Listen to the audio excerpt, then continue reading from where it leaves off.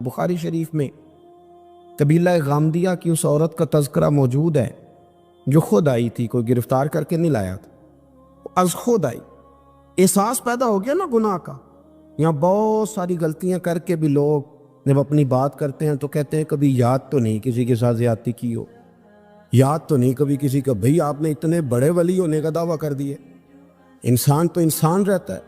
بڑے بڑے لوگ کہہ گئے کہ یا اللہ اگر انجانے میں بھی بھول گئے ہیں تو ہم سے درگزر فرما، لیکن جب ہم تیار ہی نہیں ماننے کو۔ حضرت انس بن مالک کہتے ہیں وہ خاتون آئی، کوئی پکڑ کے نہیں لایا، کسی 14 دنوں کے ریمانڈ پہ نہیں اسے منوایا گیا، اسے وہ خود بخود آئی، اور کریم محبوب علیہ السلام کے سامنے جب وہ کھڑی ہوئی تو اتنے درد سے میں نے کم لوگ روتے دیکھے ہیں جس درد سے وہ روئی۔ عرض کرنے لگی حضور میں غلطی کر بیٹھی ہوں، مجھ سے زنا ہو گیا، مجھے پاک کر گئے۔ تو محبوب کریم علیہ السلام نے فرمایا تو کیسے ثابت کرے گی تو نے گناہ کیا؟ یعنی مجرم کو ثابت کرنا پڑ رہا ہے کہ میں گناہ گار۔ یہ وہ کمال ہے کہ انسانوں کو احساس ہونے لگے کہ یہاں ہم غلط ہیں۔ جب اعتراف جرم ہوتا ہے، جب بیماری کی تشخیص ہوتی ہے تو پھر اس کا علاج بھی ہو جاتا ہے۔ حضرت انس بن مالک کہتے ہیں وہ عرض کرنے لگی حضور میرے پیٹ میں ناجائز بچہ ہے۔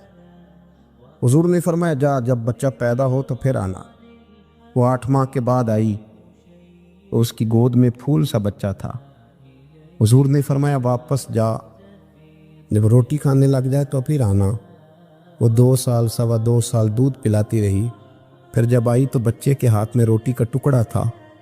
کریم محبوب صلی اللہ تعالی علیہ وسلم سے آ کے جب اس نے بات کی تو وہ درد سے روئی، کہنے لگی یا رسول اللہ 3 سال ہونے کو ہیں، میں نے گناہ کیا ہے، میں ساری رات سو نہیں پاتی۔ حضور تڑپتی، اگر اس حال میں مر گئی تو اپنے رب کو کیا منہ دکھاؤں گا، مجھے پاک کر دے، میرے حال پہ رحم فرمائے۔ محبوب کریم صلی اللہ علیہ وسلم نے بچہ ایک صحابی کو دیا، فرمایا بچوں کی طرح پالنا، اور کہا اسے لے جاؤ، پتھر مار مار کے اسے سنسار کر دو۔ صحابہ کہتے ہیں اسے پتھر لگ رہے تھے اور حضور بے چینی کے ساتھ ٹہل رہے۔ آ کے خبر دی حضور وہ تو وصال کر گئی، انتقال ہو گیا۔ فرمایا یہاں تک تو بات اس کی تھی۔ حضرت انس بن مالک کہتے ہیں اب محبوب کریم نے صحابیات سے فرمایا اسے غسل دو، کفن پہناؤ، جنازہ تیار ہو جائے تو مجھے خبر کرنا۔ حضرت انس بن مالک کہتے ہیں غسل ہوا، کفن ہوا، جنازہ تیار ہوا تو حیران ہم تب ہوئے جب میرے محبوب نے فرمایا صفے بناؤ، میں خود جنازہ پڑھاؤں گا، میں خود جنازہ پڑھاؤں۔ اور سرکار نے جنازہ پڑھایا تو ایک شخص کی زبان سے نکلا حضور اس ملعون کا معاذ اللہ جنازہ جس نے ناجائز بچہ جنا، اس کے لیے آپ دعا کر رہے ہیں، جنازہ پڑھا۔ حضور فرمانے لگے خاموش ہو جاؤ، تم نے گناہ دیکھا ہے، اس کا احساس نہیں دیکھا، تم نے غلطی دیکھی ہے لیکن اس کی توبہ کا انداز نہیں دیکھا۔ اور صاحب کنز العمال نے یہ لفظ نقل کیے ہیں کہ کریم محبوب فرمانے لگے اس نے تو ایسی شاندار توبہ کی ہے کہ اگر میں اپنی ساری امت میں بانٹ دوں تو اللہ سب کی مغفرت فرما دے گا۔ احساس جب پیدا ہو جاتا ہے نا اپنے دل کے اندر کہ یہاں میں غلط ہوں، ان العبد اذا اعترف ثم تاب تاب اللہ علیہ او کما قال نبی صلی اللہ علیہ وسلم، رواہ مشکات۔ حضور نے فرمایا جب کوئی بندہ کہتا ہے نا اللہ میں بھول گیا تھا، اور پھر وہ توبہ کرتا ہے تو رب اس کی توبہ کو فوراً ہی قبول فرما لیتا ہے۔ حضرت عبداللہ بن حذافہ جہاد کر رہے تھے، روم کے عیسائیوں نے گرفتار کر لیا، 1000 آدمی نے مل کے پکڑا، گرفتار نہیں ہوتے تھے صحابی، 1000 آدمی نے گھیرا ڈالا، گرفتار کر کے لے گئے۔ اور جب بادشاہ کے سامنے گئے تو وزیر کہنے لگا بادشاہ بندہ بڑے کام کا ہے، اگر ہمارے قابو آ گیا تو فائدہ دے گا، صحابی ہیں حضرت عبداللہ بن حذافہ، حضرت فاروق اعظم کا زمانہ ہے، اگر قابو آ گیا تو فائدہ دے گا۔ بادشاہ کہنے لگا کیوں، کیا خوبی ہے؟ کہنے لگے ہم 1000 آدمی تھے، یہ اکیلا قابو نہیں آ رہا، تو 1000 آدمی تھے، اگر ہماری فوج میں شامل ہو گیا تو بہت بڑا جرنیل ملے گا۔ بادشاہ کہنے لگا کوئی مسئلہ نہیں، 2-3 چیزیں ہوتی ہیں بندے کو خریدنے کے لیے، خرید لیتے۔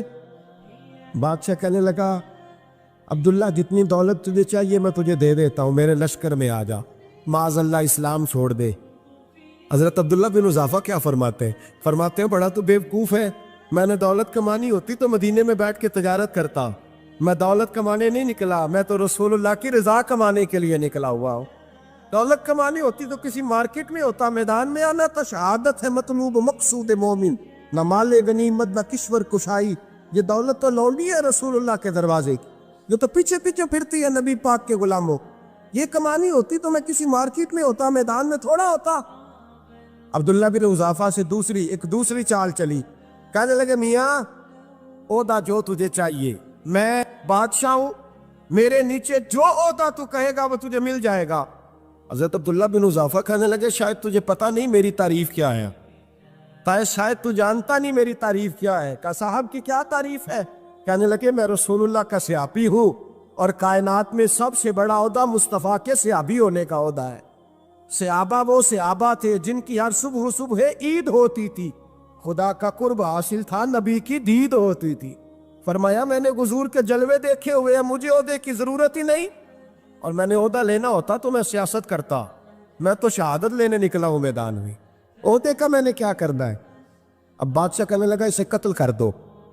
وزیر کہنے لگا نہیں، ایک بات اور ہے، مجھے ایک چال اور چلنے دو۔ کہا وہ کیا؟ کہنے لگے میری بیٹی بڑی خوبصورت ہے، مجھے موقع دو اپنی بیٹی کو سجا بنا کے، وہ جوان جس کی جوانی اتنی بڑی ہے کہ 1000 آدمی مقابلے میں کھڑا نہیں ہوتا، اس جوان کے کمرے میں رات کی تنہائی میں بنا سوار کے بی بی کو بھیجا۔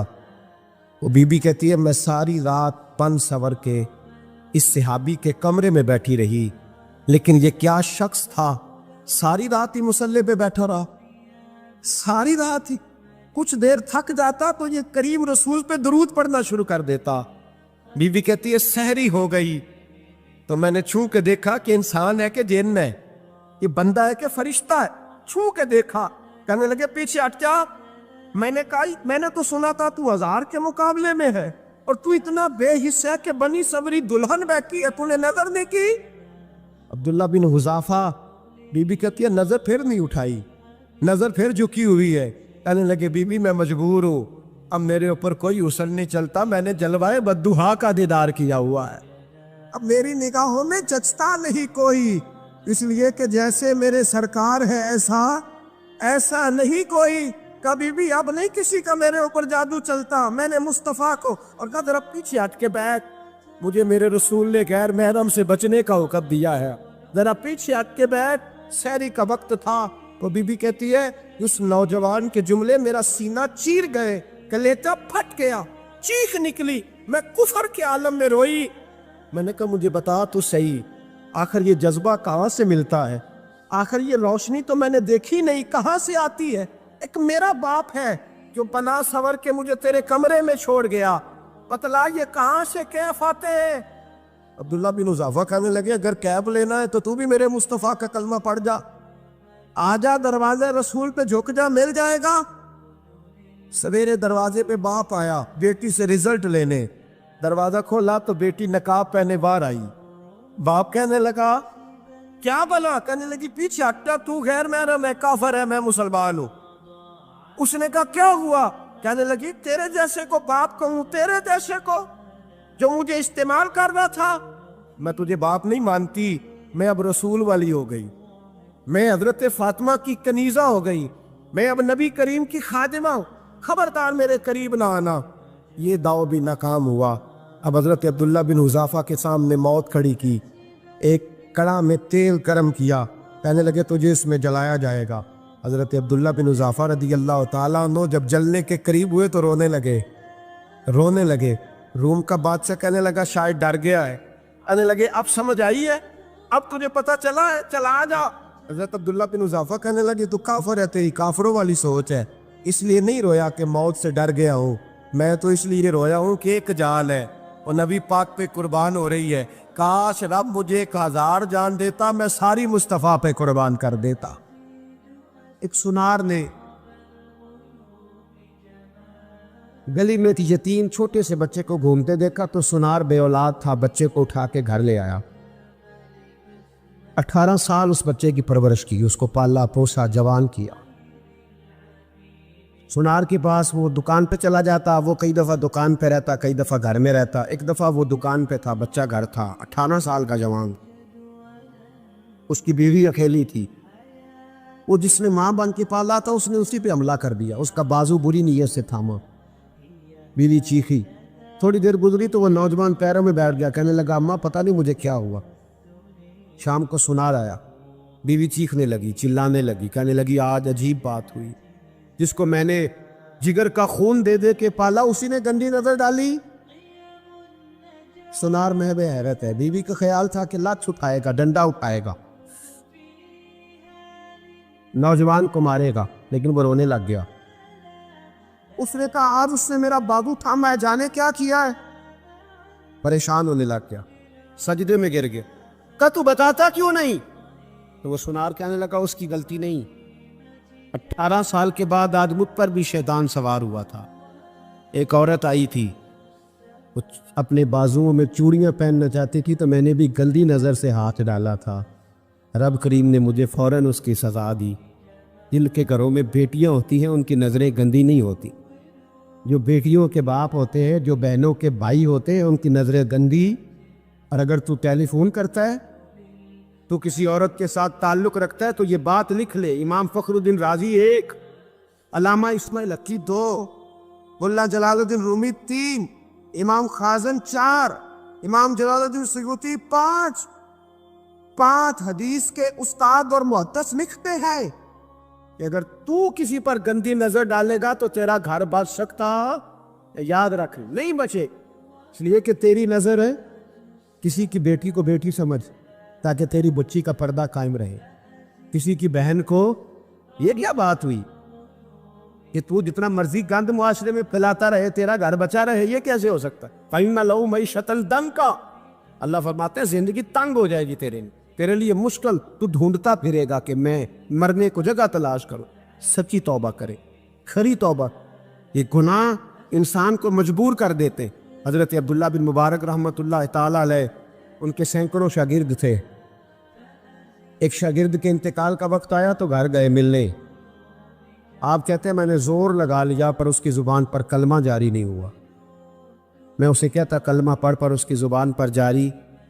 اللہ اکبر، بہت بڑی نعمت ہے، دعا فرمائیں اللہ ایمان کی موت عطا فرما، ایمان کی موت دے اللہ کریم، ایمان کی موت دے۔ ایسے بھی لوگ دیکھیں ہیں، مسجد نبوی ہے، رسول اللہ کا شہر ہے، سر سجدے میں ہے، روح پرواز کر گئی، روح پر کتنا نصیبوں والا ہے، کتنا نصیبوں والا کہ مسجد نبی میں سر سجدے میں رکھا ہے اور اللہ تبارک و تعالیٰ نے محبوب کے قدموں میں موت عطا فرمائی۔ حضرت عبداللہ بن مبارک کہتے ہیں میں نے اس کو کہا کلمہ پڑھ تو اس کی زبان پہ جاری نہیں ہوتا۔ میں بار بار کہتا تو وہ منت کرتا، کہتا حضور میں کوشش کرتا ہوں جاری نہیں ہوتا۔ فرماتے میں پریشان ہو کے اٹھا، ابھی میں دروازے پہ پہنچا تھا، اس نے چیخ ماری اور روح پرواز کر گئی۔ بچے رونے لگے، بیوی رونے لگی، تو میں نے اس کی بیوی سے کہا کہ یہ جرم کیا کرتا، اتنا بڑا پاپی پہ کلمہ جاری نہیں ہوا۔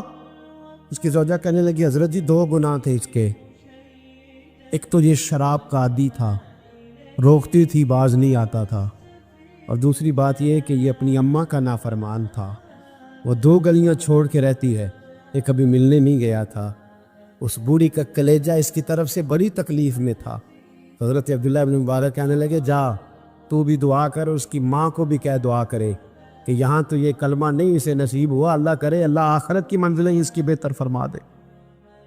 حضور صلی اللہ علیہ وسلم کے پاس ایک مہمان آ گئے رات کے وقت میں، جب وہ آئے تو حضور نے پوچھا کھانا کھانا ہے؟ تم نے کہا کھانا ہے۔ جھوٹ اور بھوک کو جمع کرنا منع ہے، کہا جی کھانا ہے۔ تو حضور صلی اللہ علیہ وسلم نے فرمایا ازواج مطہرات کے گھروں میں پتہ کرو کچھ ہے۔ حضرت ام سلمہ کے گھر میں پتہ کیا تو کہا یا رسول اللہ 4 دن سے روٹی نہیں پکی۔ حضرت زینب سے پوچھا تو کہا حضور کئی دن سے چولہا ہی نہیں جلایا۔ حضرت عائشہ صدیقہ، حضرت میمونہ، حضرت سودا، تمام گھروں سے بظاہر یہ 2 جہاں کے شاہ ہیں پر پاس کچھ رکھتے نہیں، 2 جہاں کی نعمتیں ہیں ان کے خالی ہاتھ میں، ہر چیز ہے پر فقر اختیاری ہے، کوئی شے نہ ملی۔ نبی پاک صلی اللہ علیہ وسلم نے مسجد میں اعلان کیا، فرمایا کون ہے جو میرے مہمان کو روٹی کھلائے؟ ان لفظوں کا حسن کوئی حسن والا ہی سمجھ سکتا ہے۔ فرمایا کون ہے جو میرے مہمان کو کھانا کھلائے؟ تو ایک صحابی لے گئے اور اٹھے، وہ صحابی جو صحابہ میں غریب تھے، ایک انصاری جو غریب آدمی تھے، بہت زیادہ امیر آدمی اللہ کی راہ میں خرچ نہیں کر پاتا، اس کے لیے مشکل ہو جاتا ہے۔ اس کے لیے بہت امیر آدمی جو ہوتا ہے نا، وہ جتنا زیادہ امیر ہوتا ہے نا، اتنی دیوار اس کے گرد کھڑی ہو جاتی ہے پیسوں کی، مشکل ہو جاتا ہے اس کے لیے۔ غریب آدمی کھڑے ہوئے، اگرچہ میرے محبوب کے غلاموں میں جو بڑے امیر تھے وہ بھی خرچ کرنے میں بڑے آگے تھے، حضرت عثمان غنی رضی اللہ تعالیٰ عنہ، حضرت عبد الرحمن ابن عوف، حضرت ابو بکر صدیق رضی اللہ۔ لیکن یہ غریب آدمی کا حضور میں لے جاؤں گا، میں لے کے جاؤں، اور یہ بخاری مسلم ہے، حضور نے فرمایا لے جاؤ۔ وہ اب سے آپ بھی گھر لے گئے اور بیوی سے مشورہ کیا، بات پہ غور کرنا، ہر چیز کی بھوک دیکھی جا سکتی ہے، بچوں کی نہیں دیکھی جا سکتی۔ وہ انصاری حضور کے مہمان کو گھر لے گئے، جا کے بیوی سے مشورہ کیا، کہا بھلی مانس گھر میں کچھ ہے؟ تو اس نے کہا تھوڑا سا بچوں کے لیے کھانا رکھا ہے، بچوں کے لیے۔ بچے تو بزدل کر دیتے ہیں، بچے تو آدمی کو بزدل کر دیتے ہیں، بچے تو مار دیتے ہیں، کلیجہ پھٹ جاتا ہے بچہ بھوکا ہو تو، نیند نہیں آتی۔ اب صحابی اپنی بیوی سے کیا کہتے ہیں؟ کہتے ہیں بچوں کو بہلا کے سلا دے، اور رسول اللہ کے لیے نہیں، رسول اللہ کے مہمان کے لیے، بھائی نبی پاک کے لیے نہیں، حضور کے تجھ سے در در سے سگ اور سگ سے ہے مجھ کو نسبت، میری گردن میں بھی ہے دور کا پٹکا تیرا، تجھ سے در در سے سگ سگ سے ہے مجھ کو نسبت۔ لمبی بات ہے کہ بچوں کو سلا دو۔ بی بی نے بچوں کو سلا دیا تو میاں بیوی کا مشورہ ہوا کہ مہمان کے ساتھ بیٹھ کے روٹی کھانا بھی سنت ہے۔ تو اب مہمان کے ساتھ بیٹھ کے کھانا بھی ہے تو کھانا ہے ایک دو آدمی کا۔ اب خاوند اپنی بیوی کو تیار کرتا ہے کہ میں بھی کھانے پہ بیٹھ جاؤں گا، تو بھی بیٹھ جانا، اور جب مہمان کھانے میں ہاتھ ڈال لے تو اٹھنا، کہنا او ہو دیا تو صحیح کیا ہی نہیں، ابھی بجھ جائے گا، اور جا کے دیا بجھا دینا۔